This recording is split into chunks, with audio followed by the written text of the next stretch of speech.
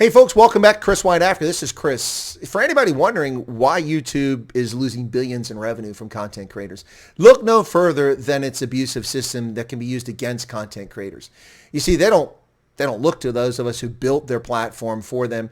Millions, tens of millions of content creators who've made them fabulously wealthy, billions of dollars of revenue and profit, if not hundreds of billions. No, they look at us as an annoyance, and they create systems that intentionally undermine our ability to create content. Case in point, fraudulent or invalid copyright claims. Now, I've never got a copyright claim ever before until a few months back when I got a fraudulent copyright claim from DSTV over a Rugby Ascendant video on my other channel in which I was giving live commentary and reaction to a game, a Curry Cup game. I didn't broadcast the game. I didn't play it. It wasn't on the screen. It was me reacting. That's my content. I created that. And it was a fraudulent strike. I appealed it. It was denied. So I had to sit for 3 months on Rugby Ascendant on pins and needles, worrying that my other coverage was going to be attacked. That strike finally went away. But that's the first one I ever got. Then I got a copyright strike on my regular channel, Chris Wyatt Africa. First time ever. This is the second version of the channel, but first time ever. And this was for a video that was in the public domain, shared by a student who recorded a video at Eitzig School in South Africa when this EFF supporter showed up who was suspended from school, trying to get in school wearing his EFF regalia, trying to start racial tension. I showed that video clip, freely available, and I gave credit. I got a copyright strike, and it was removed over DSTV claiming, or MultiChoice claiming that I used their content. It wasn't their content. It was freely available in public domain. Okay, you can't fight the big guys. But today, this takes the cake. This takes the cake.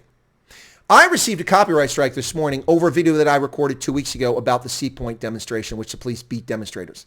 In that video, which is over 5-6 minutes, I did most of the content with my analysis of what was going on and what this meant for South Africa.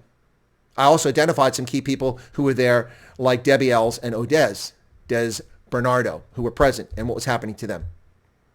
I used 2 clips at the beginning to show the footage and one at the end. Both of these were in the public domain. Thousands of people used these videos. No one identified it as copyrighted material that they wished to copyright. It was a breaking news story. I covered it the day it happened and made the video the day it happened. No one came forward and said later that this was their footage. There were no watermarks on the video. There was no claim of provenance for this video. Nor did anyone claim that they purchased the copyrights to it after the fact. Today, I received a copyright strike from another YouTube content creator in South Africa. Now, this was a manual review, not like when you play music and you get a CD Baby, which is automated software, which goes, boom, you're using someone's licensed content without their approval. And they give you a copyright claim or a copyright strike. That's a wholly different matter. At least with a copyright claim, you can respond. But a copyright strike suspends your activities on your channel. That's right.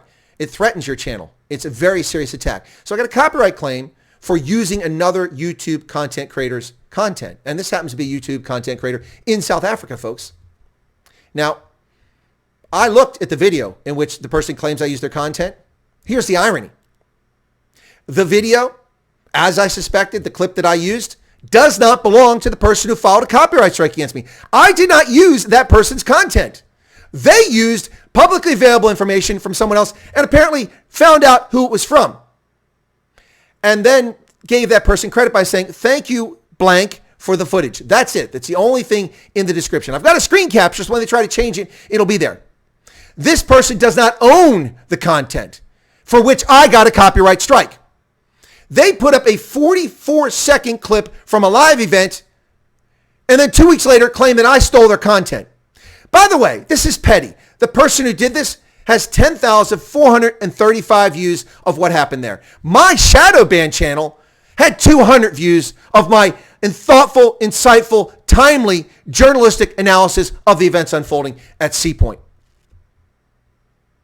I didn't use that person's content, yet I was maliciously attacked. This is one of the strangest weaknesses of YouTube. When you're on YouTube, if you believe someone's used your content, there's a process. You can ask for a copyright strike and take down right then without even proving the provenance of the video, which this person didn't do because they can't, because they don't own the video. So they just said, that person stole my content, and boom, you get a strike just like that. After 3 strikes, your channel's gone. This is garbage.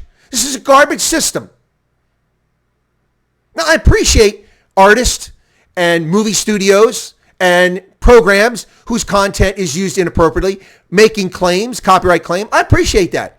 People are entitled to their intellectual property. This person didn't create any intellectual property. They have suppressed my intellectual property with a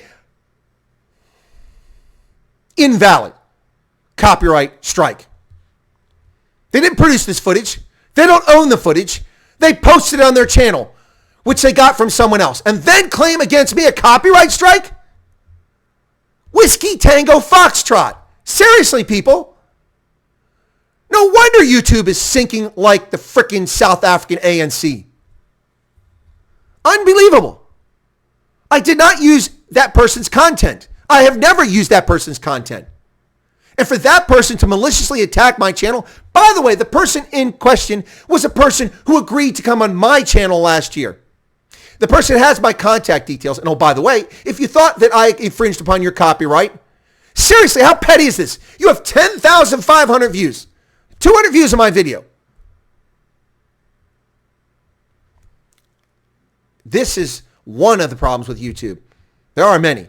It's artificial intelligence making fraudulent accusations and taking videos down and giving strikes is another one, of course. And then they're antiquated, understaffed, uncaring yappies who sit in their data centers or sit at home and just fob you off. Yes, we understand. We're concerned. Yes, I know. You say you didn't violate. They don't care. They're just there to answer the email so the email queue doesn't get filled up. They never do anything to correct the situation. Never do anything. Folks, YouTube is where people are at. That's the reality. They're on YouTube. So if you want to get viewers and spread your message, you by default sort of have to have a YouTube presence. Those who think they can overcome YouTube and start their own servers and start their own businesses find the costly enterprise that it is, the security concerns that it is, and the inability to reach people because, frankly, nobody's heard of blank blank server and website. It just doesn't work that way. So it's where the people are. It's where you have to go to get an audience. You can do other platforms, and maybe people migrate there, but you got to make the splash on YouTube, at least for now. To have people be able to simply mistakenly or fraudulently or maliciously claim that content belongs to them that doesn't. Now, I've had it happen to me several times, but I've had copyright claims, not a copyright strike. I've had people say, you used my footage. Last year, I did a video about Nigeria acquiring Super Tucanos, and a site in Brazil filed a copyright claim against my video. I looked at their video, and I looked at mine. I didn't use their content. I don't even speak Portuguese.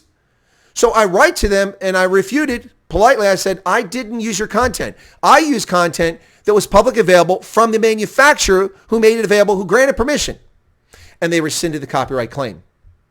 That's a reasonable professional way to handle things. But I get them all the time.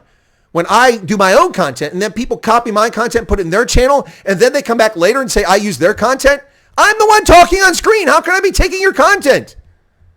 The system is broken. It's been broken forever.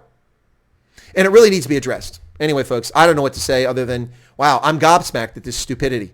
So I have a copyright strike on my channel over material that was copyright striked by a person that doesn't own the material, and YouTube just lets it happen. They just let it happen. Now, to the content creator, I've written a polite message, an email, asking the person to remove it and also asking why they issued a strike against my channel. I suspect that based on something that happened on that person's channel, they probably went and saw under the copyright tab that look at all these things and they just push the button. But the thing is, it doesn't work that way. You have to fill it out. You have to sign it. Anyway, folks, I don't know what to say. This is how people destroy other people. It's a cesspool. It's a cesspool.